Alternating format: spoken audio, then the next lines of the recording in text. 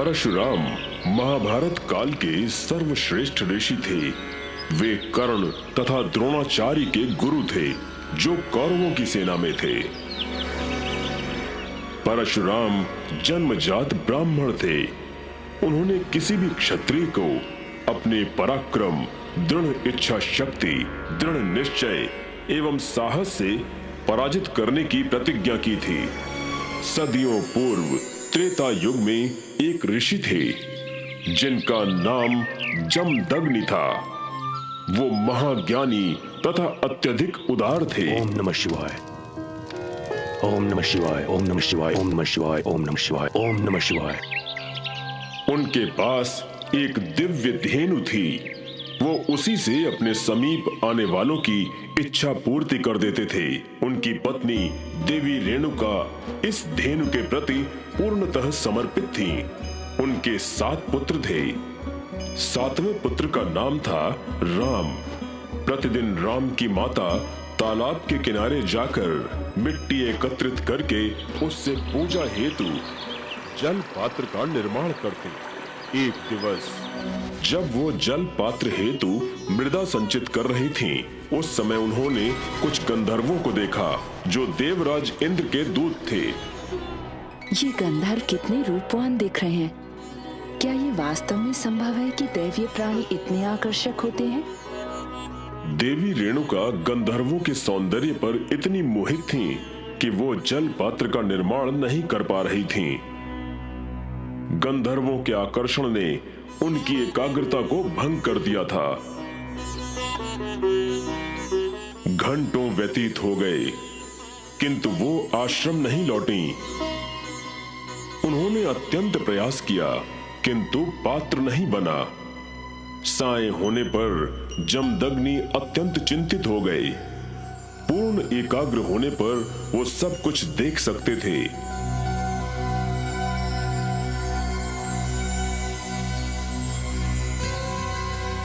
वो अत्यंत क्रोधित हो गए। हाँ, मेरे पुत्रों, तुम्हारी माता अब मेरी धर्म पत्नी नहीं रही, ना अब वो तुम्हारी माता रही। अब उसकी पवित्रता नष्ट हो गई है। मेरी इच्छा है कि तुम सब जाकर उसका वध करो। सभी 6 पुत्रों ने पिता की आज्ञा मानने से मना कर दिया। यदि तुम मेरी आज्ञा का पालन नहीं करते हो, तो मैं श्राप देता हूँ कि तुम सब इसी क्षण पाषाण के बन जाओ। तुरंत उसी क्षण सभी पुत्र पाषाण में परिवर्तित हो गए।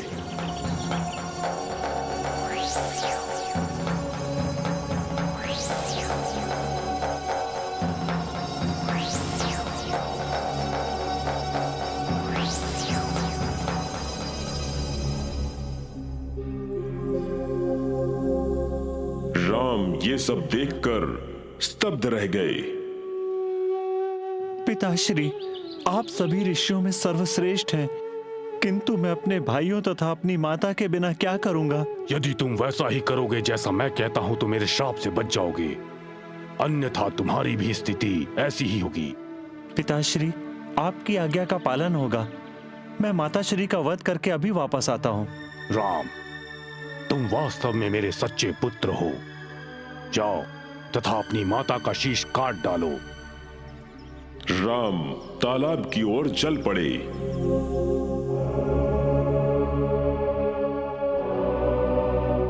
पुत्र राम, मैं असमंजस में हूँ। बिना पात्र के मैं आश्रम नहीं जा सकती। माते, पिताश्री की आज्ञा है कि मैं आपका वध करने के पश्चात ही लौटूं। हाँ? देवी रेणुका स्तब्ध रह गईं। पुत्र राम, कृपया मेरा वध करो। मुझे अब इस जगत में रहने का अधिकार नहीं। तुम अपने पिता के आदेश का पालन करो। हे माते, कृपया मुझे क्षमा करें। मेरे सभी भ्राता पाषाण में परिवर्तित हो गए हैं। पिताश्री की आज्ञा माननी ही होगी। राम ने तलवार से अपनी माता का शीश काट दिया, किंतु अपनी मां को मृत देख सकने में असमर्थ तुरंत धरती पर बैठ गए। तदोपरांत वो पिता के निकट लौट आए। पुत्र राम, तुमने मेरी आज्ञा का पालन किया? हाँ पिताश्री। मुझे तुम पर अत्यंत गर्व है पुत्र। मुझसे कोई भी वरदान मांग लो, वो पूर्ण होगा। पिताश्री, मुझे 2 वरदान चाहिए, क्या आप दे सकते हैं? पुत्र राम, केवल तुम ही ने मेरी आज्ञा का पालन किया है, अतः कुछ भी मांगो वो तुम्हें मिलेगा। आप माताश्री को पुनर्जीवित कर दें एवं मेरे भाइयों को भी अपने श्राप से मुक्त कर दें पिताश्री। ऋषि जमदग्नि ये सुनकर अत्यंत प्रभावित हुए। पुत्र राम, तुम अत्यंत निष्ठावान एवं विवेकशील बालक हो। एक दिवस तुम संपूर्ण जगत पर शासन करोगे। जाओ, अपनी माता का शीश धड़ से जोड़ दो तथा उस पर जल की बूंदें छिड़क दो, वो जीवित हो जाएगी। साथ ही तुम्हारे भाई भी अपने पूर्व रूप में आ जाएंगे। धन्यवाद पिताश्री। उसी क्षण राम के 6 भाई पूर्व रूप में आ गए।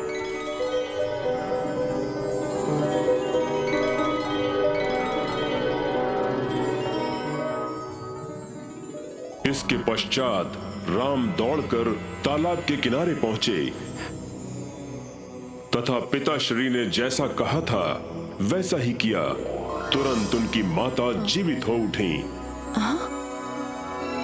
राम अपनी माता को आश्रम ले आए और इनका तुम्हारा स्वागत है। ऋषि उन्हें वापस देखकर अत्यंत प्रसन्न हुए। शांतिपूर्वक दिवस व्यतीत हो रहे थे। एक दिवस राजा कपट विद्या आखेट करने हेतु निकले।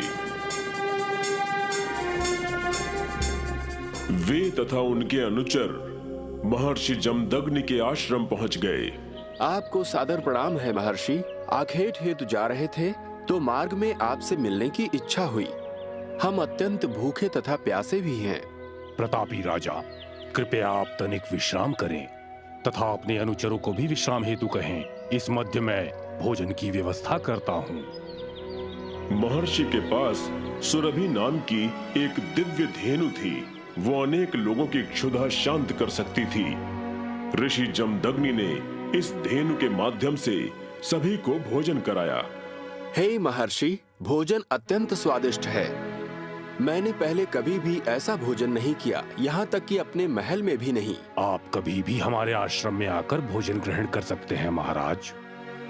राजा को प्रतीत हुआ कि स्वादिष्ट भोजन दूध से बना था, जो दिव्य धेनु सुरभि का था। हे महर्षि, आप वन में रहते हैं, ये धेनु आपके काम की नहीं। यदि मैं आपको कुछ भूमि दे दूं, तो क्या आप मुझे ये धेनु दे देंगे? महर्षि जमदग्नि अत्यंत क्रोधित हो उठे। आप तत्काल यहाँ से प्रस्थान करें। वो धेनु पूजन हेतु है। आप अत्यंत स्वार्थी हैं महाराज। जमदग्नि, आपको मेरी शक्ति का ज्ञान नहीं। मैं प्रतापी क्षत्रिय हूँ। आपने मेरी इच्छा नहीं मानी। मैं बलात् ये धेनु आपके यहाँ से लेकर जाऊंगा। राजा अपनी सेना के साथ महल लौट गया।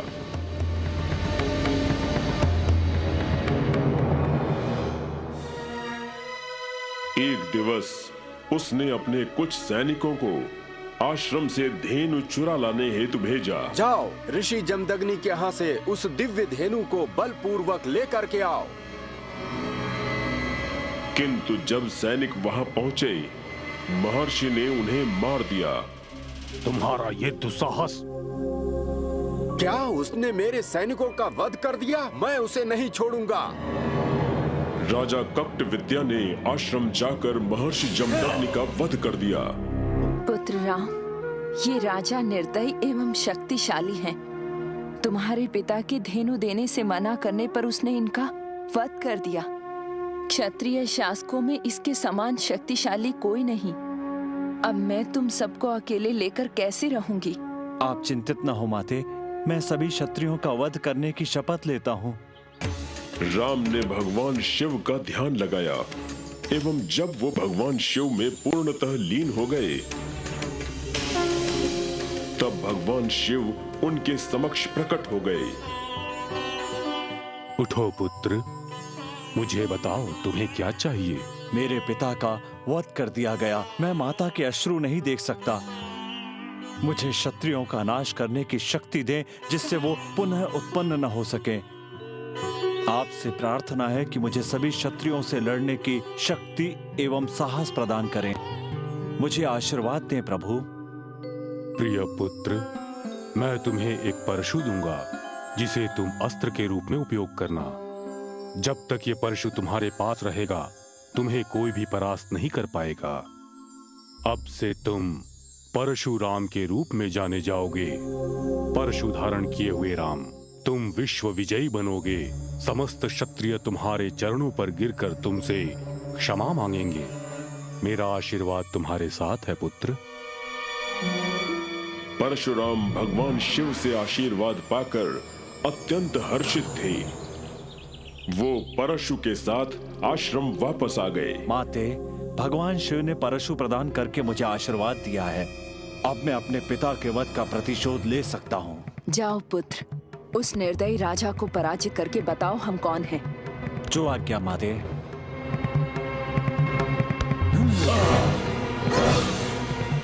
तुम वहीं ठहर जाओ। ठहरो। तुम कौन हो तथा भीतर आने का दुस्साहस कैसे किया है? राजा कक्त विद्या का भी वध कर दिया।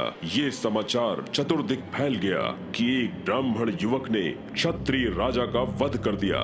सभी ने परशुराम को हराने का निश्चय किया, किंतु कोई भी सफल न हो सका।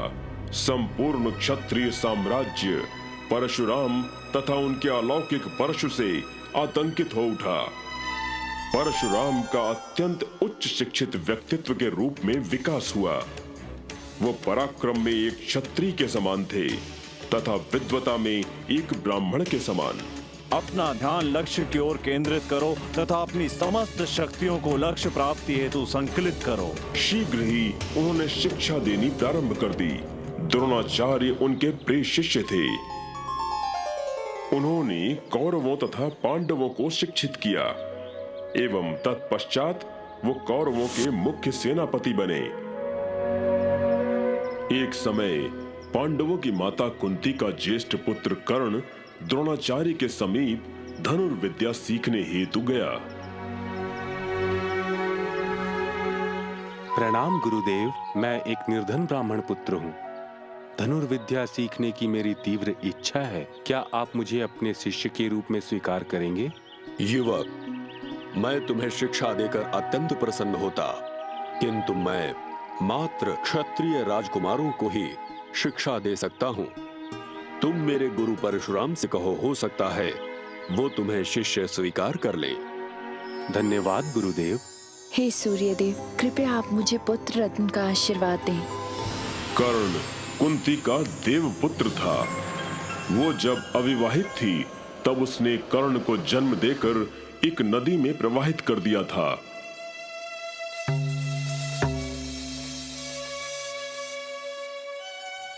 वो बालक एक सारथी को मिला जिसने उसका पालन पोषण करके उसे बड़ा किया।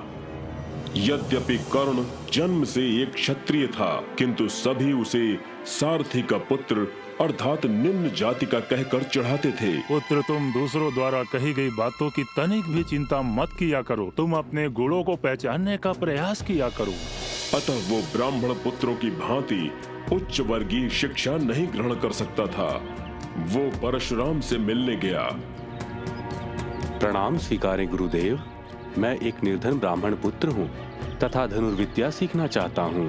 नवयुवक, मैं तुम्हें शिक्षा देकर समस्त विद्याओं में पारंगत करूंगा। मैं तुम्हें आज से ही अपना शिष्य बनाता हूँ। कर्ण अन्य सभी शिष्यों की तुलना में अत्यंत तेज एवं प्रवीण था। एक दिवस। सुनो कर्ण, मैं अत्यंत थक गया हूँ, अतः कुछ क्षण हेतु विश्राम करूंगा। गुरुदेव, कृपया आप यहीं वृक्ष के नीचे मेरी गोद में विश्राम करें। परशुराम कर्ण पर अत्यंत प्रसन्न होकर निद्रा मग्न हो गए। कुछ अंतराल के पश्चात एक जंगली भौरा कर्ण की जंघा पर बैठकर उसे काटने लगा, जिससे असहनीय पीड़ा हो रही थी। किंतु कर्ण चिल्लाया नहीं, क्योंकि वो अपने गुरु की निद्रा भंग नहीं करना चाहता था। शीघ्र ही उसकी जंघा से रक्त प्रवाहित होकर गुरुदेव के गालों को स्पर्श करने लगा। परशुराम जंघा से बहते रक्त को देखकर स्तब्ध रह गए, किंतु शीघ्र ही वो सब कुछ समझ गए। कर्ण, मुझे सत्य बताओ, क्या तुम ब्राह्मण पुत्र हो? शीघ्र बताओ। केवल एक क्षत्रिय ही इस प्रकार पीड़ा सह सकता है, और कोई भी नहीं। तुम ब्राह्मण नहीं हो सकते। अपने जन्म के विषय से अनभिज्ञ कर्ण ने शीश झुका लिया। सुनो कर्ण, मैं आयु तथा पद में तुमसे श्रेष्ठ हूं, तथापि तुमने छल किया। यद्यपि तुमने मुझसे धनुर्विद्या सीख ली है, किंतु सर्वाधिक आवश्यक क्षणों में तुम उसे भूल जाओगे। गुरुदेव, कृपया क्षमा कर दे। मुझ पर आप क्रोधित न हो, मुझे आप शाप न दे। सुनो कर्ण, तुम्हें मुझसे असत्य नहीं बोलना चाहिए था। मैं अपना श्राप वापस नहीं ले सकता। तुम यहां से चले जाओ। अपने सद्गुणों के कारण तुम विजयी तो अवश्य होगे कर्ण, किंतु जब सर्वाधिक आवश्यकता होगी उसी क्षण तुम धनुर्विद्या भूल जाओगे। कर्ण दुखी होकर वहां से चल दिया। महाभारत के युद्ध में कौरवों तथा पांडवों के मध्य रण क्षेत्र में वो धनुर्विद्या की कला को भूल गया एवं मारा गया। परशुराम ने अनेक राज्यों को जीतकर तथा क्षत्रियों का नाश करके राजा दशरथ को बंदी बनाना चाहा। वो उनके महल में पहुंचकर उन्हें ढूंढने लगे। ओ शक्तिशाली राजा दशरथ, महान शासक, तुम कहां छुपे हो? यदि साहस है तो बाहर आओ। महर्षि, वो अभी महल में नहीं है, कृपया उन्हें वन में जाकर ढूंढें। महारानी जी, क्या आप मुझे रनिवास में ढूंढने की अनुमति देंगी? रनिवास में प्रवेश हेतु अनुमति मांगने का साहस कैसे किया आपने? हम अनुमति नहीं देंगे। बिना रानी की अनुमति के परशुराम बलपूर्वक रनिवास में प्रवेश कर गए तथा ये देखकर अचंभित थे कि राजा दशरथ रानी के वस्त्र भंडार में छिपे हुए हैं। इस साम्राज्य के शासक का इस स्थिति में वध करना मेरे लिए लज्जाजनक होगा। मैं कायरों से कदापि युद्ध नहीं कर सकता। मैं वापस जाता हूं। राजा दशरथ ने लज्जा से शीश झुका लिया तथा परशुराम महल से बाहर निकल आए।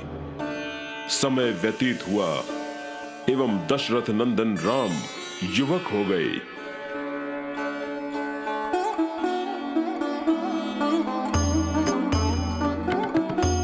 उन्होंने उस भारी धनुष को तोड़कर राजा जनक की पुत्री सीता से विवाह किया, जिसे अन्य शक्तिशाली राजकुमार तोड़ने में असमर्थ थे। विवाह के दिवस परशुराम अपने परशु के साथ राम को बंदी बनाने के विचार से महल में पहुंचे।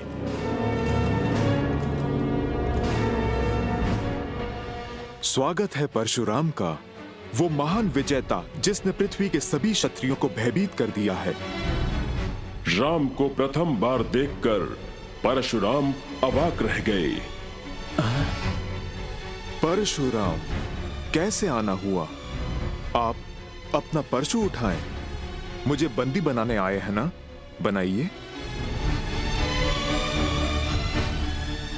श्री राम के इस कथन से परशुराम अपना संपूर्ण क्रोध भूल गए। वो राम के आकर्षण के सम्मुख क्रोधित न रह पाए। अचानक उनकी चेतना लौटी एवं उन्हें आभास हुआ कि उनका मुख्य उद्देश्य क्षत्रियों को दंड देना था, जो पूर्ण हुआ। जब उन्हें आभास हुआ कि श्री राम भगवान विष्णु के अवतार हैं, तो वे उनके सम्मुख नतमस्तक हो गए। प्रभु राम, मुझे आज अपने कर्मों का बोध हो गया है। कृपया क्षमा करें। मैं स्वयं को आपको समर्पित करता हूं। परशुराम ने साष्टांग प्रणाम किया एवं श्री राम ने उन्हें गले लगा लिया। हे परशुराम, आपका कर्तव्य पूर्ण हुआ। आपका साहस अतुलनीय है। आपने जगत को जीता। अब आप क्षत्रियों के प्रति अपने प्रतिशोध को भूलकर एक शिक्षक बन जाइए। आपकी इच्छा का यथोचित पालन होगा प्रभु। परशुराम महल से निकलकर समुद्र के तट पर पहुंचे, जहां समुद्र घोर गर्जना करके भारत के पश्चिमी प्रांत को पूर्णतः जलमग्न कर रहा था।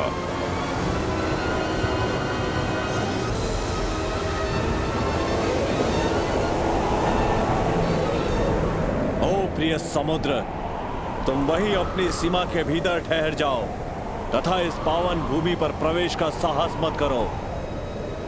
परशुराम ने ये कहकर अपना परशु समुद्र में फेंका। तुरंत समुद्र देव उनके सम्मुख प्रकट हो गए। हे महान योद्धा, कृपया आप मुझ पर क्रोधित ना हो। मैं अपनी सीमा के भीतर रहूंगा।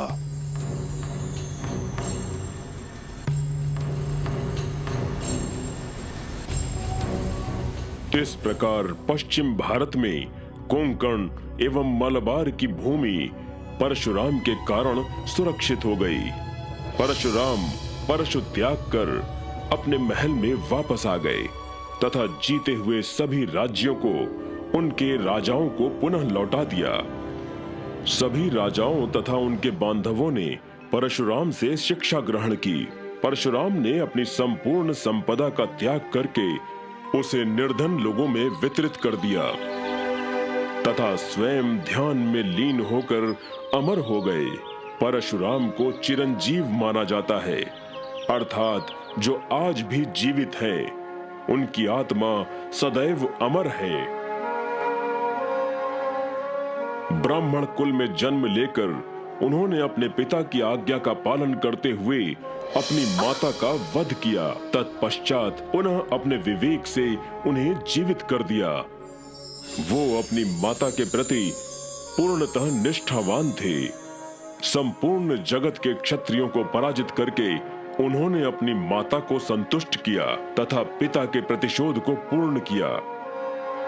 मात्र इतना ही नहीं, वो धनुर्विद्या के महान गुरु द्रोणाचार्य के भी गुरु थे तथा अन्य दूसरों के लिए एक महान शिक्षक।